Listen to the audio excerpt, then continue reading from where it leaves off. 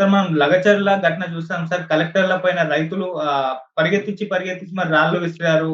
So, అదంతా కూడా videos viral అయిపోయాయి. అయితే ఈ కేసులోకి సంబంధించి బీఆర్ఎస్ మాజీ ఎమ్మెల్యే పట్నం నరేందర్ అరెస్ట్ అయ్యారు. అయితే ఇప్పుడు అతనికి సంబంధించిన రిమాండ్ రిపోర్ట్‌లో సంచలన విషయాలు బయటపడ్డాయని చెప్పేసి చెప్తున్నారు. మొత్తం కేటీఆర్ గారే ప్లాన్ చేశారని కూడా అంటున్నారు. మరి కేటీఆర్ గారు అరెస్ట్ అయ్యే అవకాశం ఏమైనా ఉందా? అసలు రిమాండ్ రిపోర్ట్‌లో ఏముంది? మనకి వికారాబాద్‌లో దుద్యాల మండలం దగ్గర లగచర్ల అనే గ్రామంలో మొన్న కలెక్టర్ మీద, తర్వాత అధికారుల మీద కొంతమంది దాడి చేశారు. దాదాపు 42 మందిని ఇప్పటి వరకు గుర్తించారు నిందితులుగా. అందులో చాలా మందిని అరెస్ట్ చేశారు. సో, వీళ్ళు ఎందుకు దాడి చేశారు కలెక్టర్ మీద అంటే, అక్కడ ఫార్మాసిటీ కట్టడానికి భూసేకరణ కోసం కలెక్టర్ రైతులతో మాట్లాడి భూమిని సేకరించి ఫార్మాసిటీ కట్టాలని. అక్కడ ఈ ఫార్మాసిటీని కట్టడానికి రైతుల్లో వ్యతిరేకత కొంత ఉంది. దీన్ని ఉపయోగించుకోవాలని బీఆర్ఎస్ ఏం ప్లాన్ చేసిందంటే, కొంతమందిని ఆర్గనైజ్ చేసి దుందుడుగ్గా వెళ్దామని డిసైడ్ అయినట్టుగా తెలుస్తుంది. సో ఇప్పుడు ఇక్కడ 2 వాదనలు ఉన్నాయి. ఒక వాదన ఏంటంటే, ఇక్కడ రైతుల్ని ఎక్కువ మందిని అరెస్ట్ చేస్తున్నారు. లగచర్ల రైతులను అరెస్ట్ చేయడం కరెక్ట్ కాదు. రైతుల మీద ఈ దమనకాండని ఆపాలి అని బీఆర్ఎస్ అంటుంది. ఇటు పౌర హక్కుల సంఘాలు కావచ్చు, మేధావులుగా తెలంగాణ మేధావులు, ప్రజాస్వామికవాదులు కావచ్చు, అందరూ కూడా మాట్లాడుతున్నారు. కానీ ఇటు ఐజీ సత్యనారాయణ ఈ కేసు విషయంగా మాట్లాడాడు. అట్లాగే ఇప్పుడు కొడంగల్ మాజీ ఎమ్మెల్యే, ఆ తర్వాత బీఆర్ఎస్ నాయకుడు పట్నం నరేందర్ రెడ్డిని అరెస్ట్ చేశారు. ఎందుకంటే ఈ మొత్తం ఈ దాడి వెనక భోగమోని నరేష్ అనే ఒక అబ్బాయి, భోగమోని సురేష్ అనే ఒక అబ్బాయి దీని వెనక ఉన్నాడు. ఈ సురేష్ ఇతనే అనుచరుడు, పట్నం నరేందర్ రెడ్డి ప్రధాన అనుచరుడు. వాళ్ళిద్దరికీ ఫోన్ కాల్స్ చూస్తే దాదాపు 84 కాల్స్ వాళ్ళిద్దరూ దాడి జరగక ముందు చేసుకున్నారు. ముఖ్యంగా 2వ తేదీ నుంచి 9వ తేదీ లోపల 34 కాల్స్ చేసుకున్నట్టుగా అర్థమవుతుంది. అయితే దాడి జరిగిన రోజు మాత్రం ఎటువంటి కాల్ లేదు, అంతకు ముందే ప్లాన్ గా చేసుకున్నారు. ఇదంతా కూడా కేటీఆర్ ఆధ్వర్యంలోనే పట్నం నరేందర్ రెడ్డి కేటీఆర్ అప్పగించాడు అని రిమాండ్ రిపోర్ట్ లో కేటీఆర్ పేరు కూడా చేర్చారు. అంటే ఈ కేసులో కూడా కేటీఆర్ ని అరెస్ట్ చేసే అవకాశం ఉంది. ఎందుకంటే మనకు తెలుసు, ఆల్రెడీ ఫార్ములా ఈ రేస్, ఎలక్ట్రానిక్ కార్ల ఫార్ములా రేస్ ఏదైతే ఉందో దాంట్లో 55 కోట్ల కుంభకోణం జరిగిందని చెప్పి దానికి సంబంధించి 17A పీసీ యాక్ట్ అంటే ప్రివెన్షన్ ఆఫ్ కరప్షన్ యాక్ట్కి సంబంధించి 17A సెక్షన్ ప్రకారం ఒక మంత్రిని అరెస్ట్ చేయాలంటే, అంటే మంత్రిగా ఉన్నప్పుడు కుంభకోణం జరిగింది కాబట్టి గవర్నర్ పర్మిషన్ కావాలి. ఆ గవర్నర్ పర్మిషన్కి ఆల్రెడీ అప్లై చేశారు. అది రాగానే ఆయన అరెస్ట్ చేసే అవకాశం ఉంది. కానీ ఇప్పుడు ఈ కేసులో గవర్నర్ పర్మిషన్ అవసరం లేదు లగచర్ల కేసులో. ఎందుకంటే ఆయన మంత్రి కాదు, ఓన్లీ ఎమ్మెల్యే.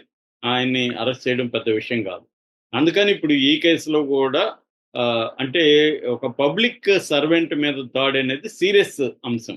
దీని మీద ఇప్పుడు సీరియస్ గా ఉంది. అందుకనే ఈయన పేరు చేర్చారని చెప్తున్నారు. యాక్చువల్గా ఐజీ సత్యనారాయణ చెప్పే దాని ప్రకారం హకీంపేట, పోలేపల్లి, తర్వాత పులిచెర్ల, లగచర్ల, రోటి బొండ, తాండ, ఈ వీటి దగ్గర నుంచి చాలా మందిని ఆర్గనైజ్ చేసి తీసుకొచ్చారు. ఈ మొత్తం 42 మంది నిందితులను గుర్తించాం. ఇందులో 19 మంది అసలు రైతులే కాదు అని ఐజీ సత్యనారాయణ చెప్తున్నారు. అసలు రైతులే కానప్పుడు వాళ్ళ భూములు ఫార్మ్ ఆఫ్ సిటీకి ఇవ్వాల వద్దనేది కరెక్ట్ కాదని.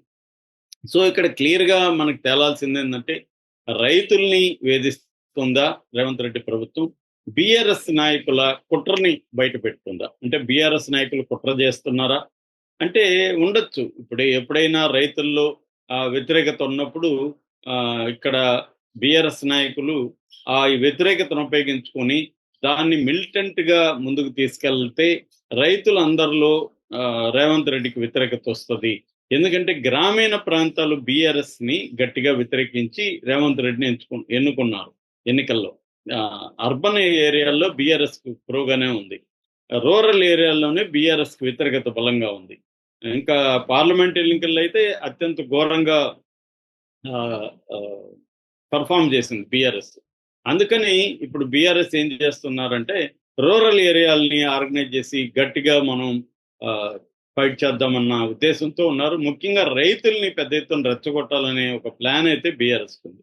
ఎవరైనా రాజకీయ పార్టీ అన్నాక ఉద్యమాలు ఎలా చేయాలి, దాన్ని మిలిటెంట్గా ఎలా తీసుకెళ్లాలనేది ప్లాన్ చేస్తారు. అందులో కొన్ని వ్యూహాలు రచిస్తారు. వాళ్ళకి వ్యూహంగా కనబడేది యువతల వాళ్ళకి కుట్రగా కనబడుతుంది. సో బీఆర్ఎస్ రైతుల్లో ఉండే వ్యతిరేకతను ఉపయోగించుకొని ఈ అంశాన్ని ఉపయోగించుకొని చేయడం తప్పు కాదు, ఉద్యమం చేయడం. కానీ దాడి చేయడం అయితే ఖచ్చితంగా కరెక్ట్ కాదు. ఎందుకంటే కలెక్టర్లు కానీ ఇంకొకరు కానీ ప్రజల కోసం పనిచేసే అధికారులు, ప్రభుత్వం తరపున పనిచేసే అధికారులు వాళ్ళ మీద దాడులు చేయడం అయితే కరెక్ట్ కాదు. అది ఖచ్చితంగా చట్టరీత్యా నేరం. అది ఎవరు చేసినా, రైతుల పేరుతో చేసినా, ఇంకొకరు చేసినా అది చట్టరీత్యా నేరం. వాళ్ళు ఉద్యమాలు చేయొచ్చు, అది ఉద్యమాలు చేయొచ్చు, వాళ్ళు నిరసన తెలియజేయచ్చు, శాంతియుతంగా తెలియజేయడానికి అనేక పద్ధతులు ఉన్నాయి. అవన్నీ ఫెయిల్ అయితే ఇంకొంత అగ్రెసివ్ వెళ్ళొచ్చు. కానీ దాడులు అనేది, ఫిజికల్ వైలెన్స్ అనేది కరెక్ట్ కాదు. కేసీఆర్ని ఇప్పటికి కూడా తెలంగాణ ఉద్యమంలో ఎందుకు మెచ్చుకుంటారంటే ఆయన అంత పెద్ద ఉద్యమం జరిగిన ఒక రక్తపు చుక్క చెందకుండా, అంటే వైలెన్స్ జరగలేదు. ఆత్మహత్యలు పెద్ద ఎత్తున జరిగాయి కానీ దాడులు జరగడం, వేరే వాళ్ళని చంపడం జరగలేదు. ఆంధ్రుల ఆస్తుల మీద ధ్వంసం కానీ ఇవేవి జరగలేదు. అది కేసీఆర్కు దక్కిన ఘనత యాక్చువల్లీ. కానీ ఇప్పుడు ఏం జరుగుతుంది, ఒక కలెక్టర్ల స్థాయి నాయకుల మీద దాడులు చేయడం అనేది జరుగుతుందని చెప్తున్నారు. ఇక్కడ ఎట్లాగైతే ఆంధ్రప్రదేశ్లో రాజకీయాలు ఒక యుద్ధము స్థాయికి తీసుకెళ్లిపోయి నువ్వా నేనా అన్న హోరా హోరా పోరాటం ఎలా జరుగుతుందో ఇక్కడ కూడా తెలంగాణలో కూడా రేవంత్ రెడ్డి ఎట్టి పరిస్థితుల్లో తగ్గట్లేదు. ఇటు కేటీఆర్, హరీష్ రావు కూడా తగ్గట్లేదు. ఒక హోరాహోరీ పోరాటం అనేది ఇక్కడ కూడా జరుగుతుంది. దీని వెనకుండి కేసీఆర్ నడిపిస్తున్నాడు. వాళ్ళిద్దరిని చెరొక వైపు తీసుకొని ఉద్యమాలు చేయమని చెప్తున్నాడు, గైడ్ చేస్తున్నట్టుగా ఉంది. ఆ కేసీఆర్ కూడా ఏంటంటే రైతులని ఫోకస్ చేస్తే, రైతు ఉద్యమంగానే వస్తే, పట్టణ ప్రజలు ఆల్రెడీ మనకున్నారు కాబట్టి గ్రామీణ ప్రాంతాలంతా కూడా వ్యతిరేకత వస్తుంది రేవంత్ రెడ్డికి. అప్పుడు దీన్ని ఉపయోగించుకొని ఒక రైతు పాదయాత్ర, రైతు సంఘీభావ పాదయాత్ర అట్లాంటిదేమన్నా కేసీఆర్ కూడా ప్లాన్ చేసే అవకాశం ఉంది. లేదా ఆయన ఆరోగ్యం సహకరించకపోతే బస్సు యాత్ర కానీ అలాగా ఒక ప్లాన్. ఈ లోపల వీళ్ళు ఉత్తర తెలంగాణ, దక్షిణ తెలంగాణ అని పాదయాత్రలకి కూడా ప్లాన్ చేస్తున్నారు బావమర్ది కేటీఆర్ అండ్ హరీష్ రావు. అయితే రేవంత్ రెడ్డి వ్యూహం ఏంటంటే ఈ వైలెన్స్ ను ఉపయోగించుకొని కేటీఆర్ని కానీ జైల్లో వేసేస్తే, బెయిల్ త్వరగా రాకపోతే హరీష్ రావుని, కేటీఆర్ని కానీ ఏదో కేసులు ఇరికించి జైళ్లలో పెట్టేస్తే, కేసీఆర్ని బయటికి రప్పిస్తే కేసీఆర్ అంతా అప్పుడు చూడొచ్చు అనేది రేవంత్ రెడ్డికి ఉన్న ప్లాన్. రేవంత్ రెడ్డికి ఏంటంటే కేసీఆర్ని దెబ్బ కొట్టాలనేది రేవంత్ రెడ్డికి టార్గెట్. అయితే డైరెక్ట్గా కేసీఆర్ జోలికి ఇప్పుడు వెళ్తే అతను బలహీనంగా ఉంటాడు, అనారోగ్య సమస్యలు, ప్రజల్లో సింపతి వచ్చే అవకాశం ఉంది. ఎందుకంటే ఆల్రెడీ జగన్ చేసిన తప్పు చంద్రబాబుని అరెస్ట్ చేయడం వల్ల సింపతి వచ్చింది. చంద్రబాబు అన్న physically strong, mentally strong. KCR physically very weak గా ఉంటాడు. ఆయనకి ఇంకా సింపతి వచ్చే ఆ విజువల్స్ అంతా బయట రేపు పొద్దున ఆయన పడిపోవచ్చు, అనారోగ్యం అని అనొచ్చు, ఇంకోటి జరుగుతుంది. అందుకని రేవంత్ రెడ్డి స్ట్రాటజిక్ గా వెళ్తున్నాడు. ముందు కేటీఆర్ని దెబ్బకొట్టి హరీష్ రావుని దెబ్బ కొట్టగలిగితే వీళ్ళకి అంత సింపతి రాగదు. ఎందుకంటే మనకు తెలుసు 5.5 నెలల జైల్లో ఉన్న కవితకి ఒకే ఒక వ్యక్తి కూడా సింపతి తెలియజేసింది